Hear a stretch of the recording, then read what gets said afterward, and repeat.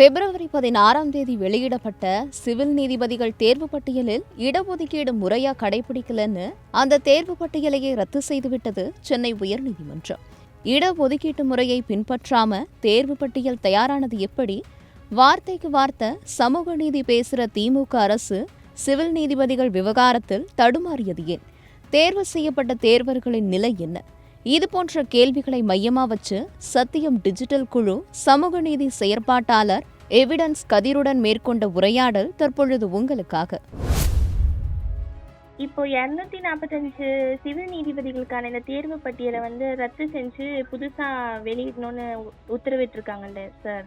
ஆமா ஆமா. எதனால இந்த ரத்து செய்யப்பட்டிருக்கு சார்? இப்ப நம்ம இந்த சிவில் நீதிபதிகளுடைய இந்த தேர்வு பட்டியல் பாத்தீங்கன்னாக்கா அதுல இடஒதுக்கீடு சரியா அமுல்படுத்தலன்றதுக்காக தான் அவங்க ரத்து பண்ணியிருக்காங்க. அதை சரியா அமுல்படுத்திட்டு நீங்க புதிய லிஸ்ட் விடுங்கன்றதான் உயர் நீதிமன்றத்தினுடைய மிக முக்கியமான உத்தரவா இருக்கு. தமிழ்நாடு அரசு பணியாளர் தேர்வாணையம் தான் இவங்க போட்டிருக்கிறாங்க. 2 கட்டமா அதை பாக்குறாங்க. அதாவது போன ஜூன் மாசம் 2023 இவங்க வெளியிட்டாங்க. இது மாதிரி 245 சிவில் நீதிபதிக்கான காலி பணியிடம் இருக்கு, நீங்க அப்ளிகேஷன் போடலான்றத போன வருஷம் அவங்க வெளியிட்டு இருந்தாங்க. அதுல நடப்புல ஒரு 153 சீட்டும் இந்த பின்னடைவு இருக்கும், ஏற்கனவே நிரப்பப்படாம இருக்கும். கரண்ட்ல உள்ளது. ஆமா, அதுக்கு முன்னாடி அது ஒரு 92 சீட்டுன்னு சேர்த்துதான் 153, இது 92 சேர்த்துதான் 245 அவங்க கணக்கு வச்சு இது பண்ணியிருந்தாங்க. இப்ப இவங்க என்ன பண்ணிருக்காங்க அப்படின்னு பாத்தீங்கன்னா, இந்த அதிக மதிப்பெண்கள் எடுத்திருக்காங்க பாத்தீங்களா, அவங்களை எல்லாம் கொண்டு இடஒதுக்கீடுல கொடுத்திருக்காங்க. இப்ப நம்ம தமிழ்நாட்டுல ஒரு ரிசர்வேஷன் ஃபாலோ பண்ணப்படுது அப்படின்னாக்கா 69% ரிசர்வேஷன் இங்க ஃபாலோ பண்ணப்படுது.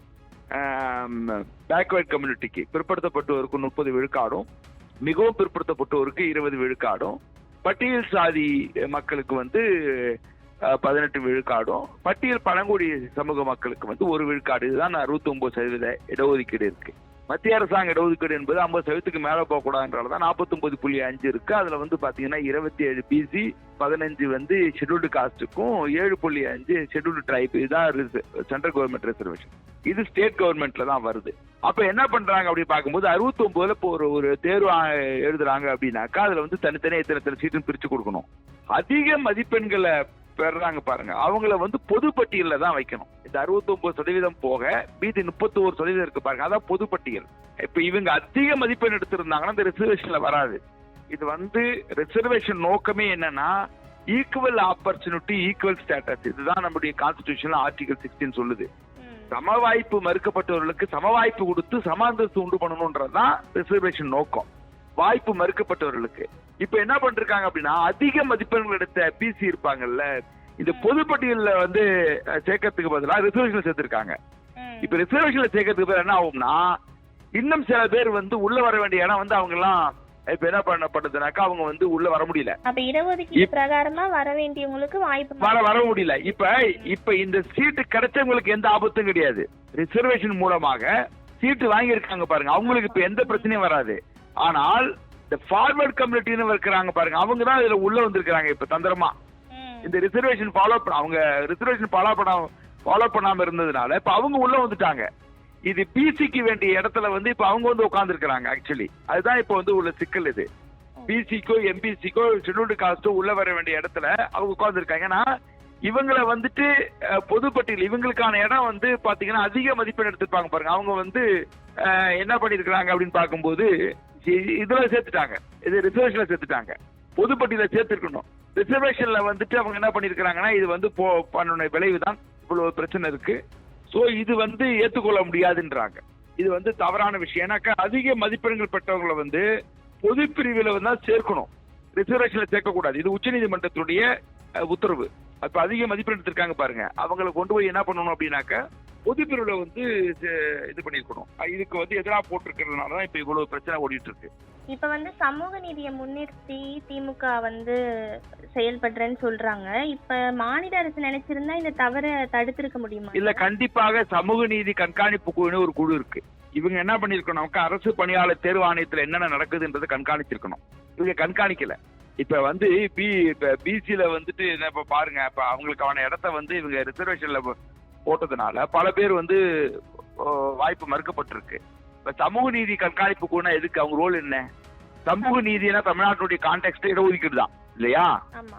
இடஒதுக்கீடு சரியா இருக்கான்றத பார்க்க வேண்டியது இருக்கு. இப்ப கோட்டை விட்டுட்டு இருக்காங்க. அப்ப எதுக்கு இது ஒரு ஸ்பெஷலா ஒரு குழு, இந்த குழு ஏன் இருக்கு நான் கேக்குறேன். இது யூஸ்லெஸ் ஆன ஒரு குழுவா தான் இப்ப இருக்கு. நீங்க ஒரு குழு இல்லாட்டாலும் பரவாயில்ல. இது ஏதோ அப்ப ஒன்று இப்படி இருக்கணும், இல்ல அப்படின்னு பார்க்கும்போது அந்த அரசு பணியாளர் தேர்வாணையம் இருக்கு பாருங்க, அதுக்குள்ள யாரோ உட்கார்ந்துகிட்டு இந்த இடஒதுக்கீடுக்கு எதிரான ஒரு குழு வேலை செஞ்சுதான் இதை காலி பண்ணிருக்குன்னு பாக்குறேன்.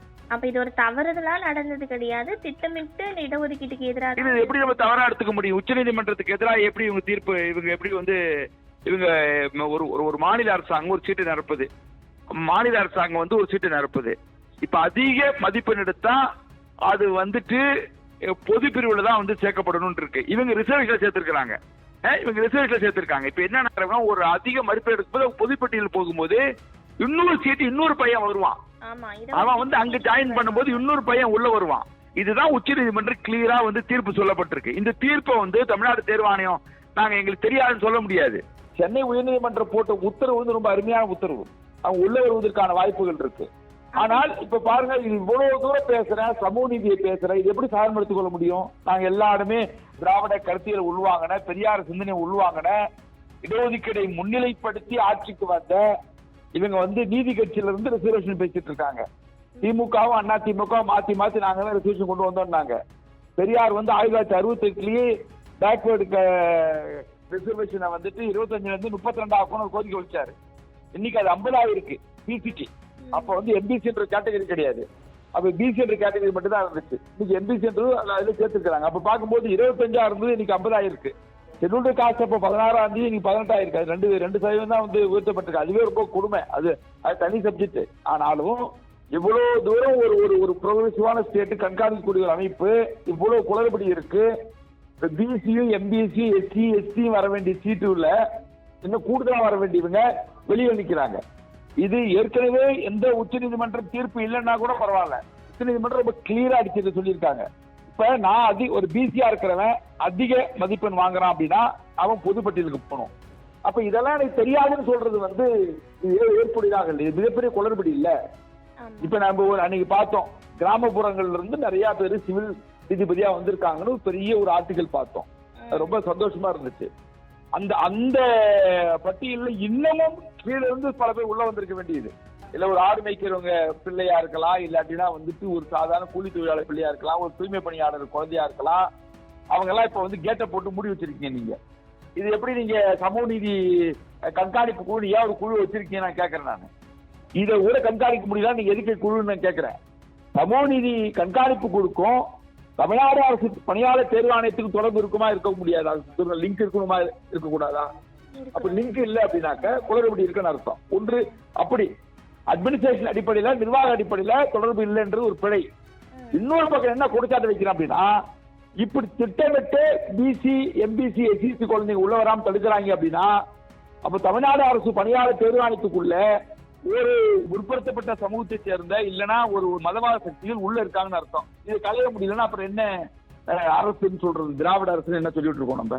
சார், இப்போ அதே மாதிரி நீங்க முன்னாடி சொன்ன மாதிரி நம்ம சலவை தொழிலாளியோட மகன் பாலாஜி, அப்புறம் பழங்குடியின பெண் ஸ்ரீபதி மாதிரியான நிறைய பேர்கள் இதுல தேர்வானாங்க சிவில் நீதிபதிகளான செய்திகள் எல்லாம் நிறைய பார்த்தோம். ஸோ இந்த மாதிரி ஏற்கனவே தேர்வானவங்களுக்கு ஆனா எந்த பாதிப்போ மாற்றங்களோ ஏற்படாது இல்லையா சார்? கண்டிப்பா ஏற்படாது. ஏன்னா இப்ப என்னன்னாக்கா இவங்களுக்கு எந்த பிரச்சனையும் கிடையாது. இப்ப ஏன் பிரச்சனைனா இன்னும் வெளியில இருக்கிற அவங்க உள்ள வருவாங்க. ஓகே, அப்ப இந்த உத்தரவுனால இன்னுமே மத்த பேர் தான் தேர்வாவாங்களே தவிர தேர்வானவங்களுக்கு இந்த உத்தரவுனால என்னன்னாக்கா வெளியில தள்ளப்பட்டவங்க திருப்பி உள்ள வருவாங்க. பிசில எம்பிசில உள்ள வருவாங்க. அவங்களுக்கு எந்த பிரச்சனையும் வராது. ஓகே சார், உங்க நேரத்தை இவ்வளவு நேரம் ஸ்பெண்ட் பண்ணி எங்களுக்கு நிறைய தகவல்களை சொன்னதுக்கு ரொம்ப நன்றி சார். நன்றிங்க. நன்றி சார். போட்டித் தேர்வுகள் தொடர்பான தீர்ப்புகள், புதிய தகவல்கள், இன்னுமே நிறைய விஷயங்களை தெரிஞ்சுக்க சத்தியம் டிஜிட்டல் கூட எப்பவும் இணைஞ்சிருங்க.